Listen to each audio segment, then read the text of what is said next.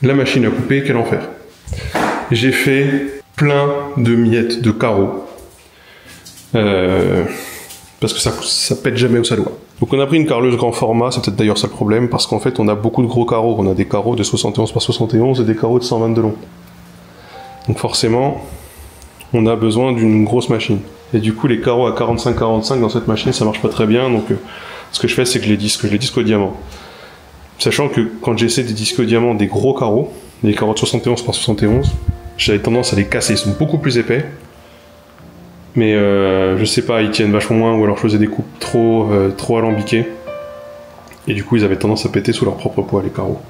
Parce qu'ils sont lourds, c'est des carreaux de 8 kg. Voilà, donc là on a fait ça. On a pris là pour le coup des croisillons qui se vissent, c'est vrai que ça marche vachement mieux. Donc là on a remis du primaire, on attend que ça sèche.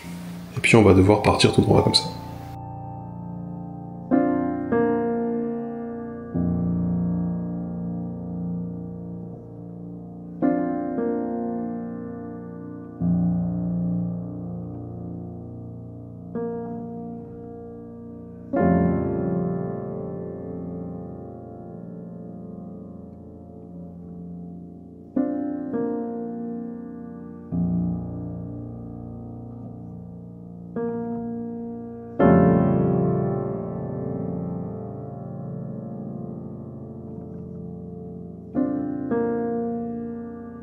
On a également posé le carrelage de la cuisine, alors ça on l'a fait à deux, parce que ça c'est quand même plus facile, c'est quand même des gros carreaux.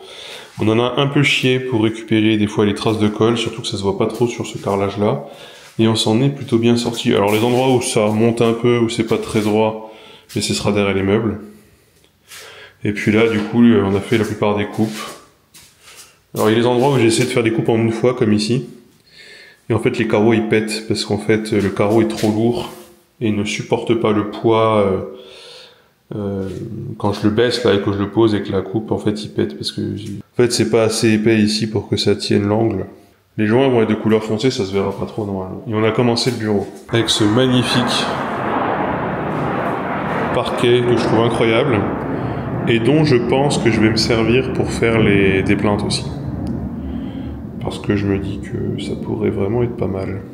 Alors il paraît que les plinthes en carrelage, c'est pas forcément une très bonne idée, enfin en tout cas dans ce carrelage là ou pas fait pour, mais les plinthes qui sont vendues dans la teinte du carrelage avec le carrelage, elles sont très chères. Je sais pas pourquoi les plinthes c'est 3-4 fois plus cher du mètre linéaire.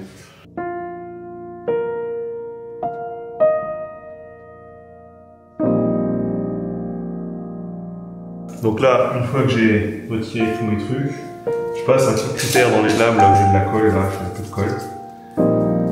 Vaut mieux utiliser ça que les trucs qui vendent, genre chez Leroy Merlin tout fait, qui coûtent plus cher qu'un critère et qui en fait émaillent un peu le bord des lames, et du coup ça c'est pas très joli. Là vous voyez il y a de la colle qui reste un peu. Hop. Alors il faut le faire le lendemain. Nous il y a un endroit où on a attendu un peu. Je vous jure c'est pas la même. Là ça part tout seul. Voilà. Et donc après, pour finir, je passe un coup de vinaigre blanc. Il y a beaucoup de tutos qui expliquent comment rattraper un carrelage quand elle a les laitance, donc quand elle a les traces de colle et tout, quand elle a les traces de joint, pardon. Honnêtement, j'ai l'impression que c'est pareil si jamais vous mettez de la colle à joint sur le carreau, mieux intervenir le lendemain. Donc nous on essaie plusieurs trucs, mais ce qu'on fait du coup c'est moitié vinaigre, moitié eau. On prend une éponge, on frotte et après avec un chiffon sec on ramasse. Alors moi le truc où j'ai un peu le seum c'est ce genre de choses. Qui sont des traces de colle, mais de colle du carton. Le carton il est collé aux lames. Donc du coup les lames du dessus elles ont des taches, des points de colle en... je sais pas, en résine. C'est un peu casse-couille.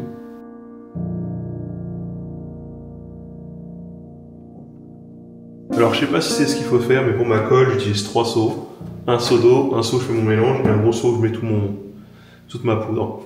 Et donc du coup je verse l'eau, je verse ma poudre en fonction, je remue jusqu'à avoir la texture désirée. Je regarde pas trop ce qui est indiqué sur le paquet, parce que sur le paquet j'ai l'impression que ça me fait une colle super épaisse, dure à étaler. Alors je préfère l'avoir un peu plus liquide.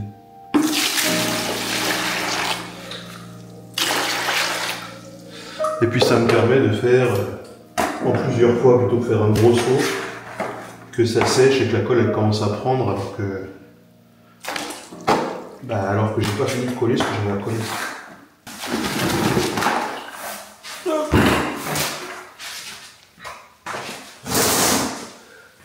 Je mélange une première fois, donc je mélange avec une vis sans fin au bout un mélangeur au bout d'une visseuse.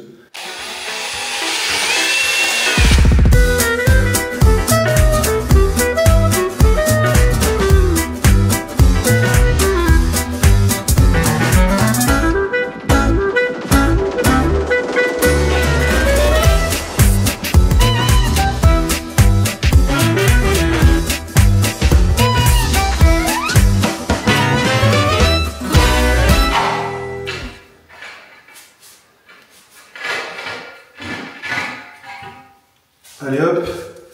Merde, j'ai pas mis les croisillons. Alors. Je passe un petit coup de spatule. Voilà, un petit coup de spatule pour retirer la colle.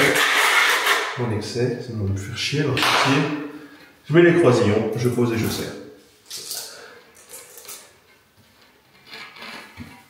Hop.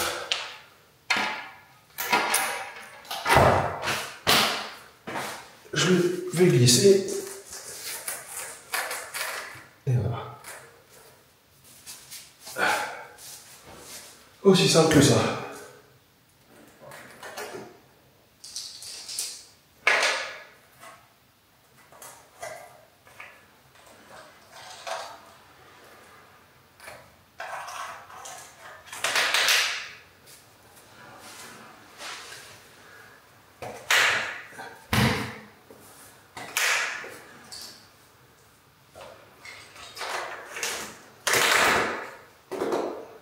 Pour les joints, on prend une couleur chocolat.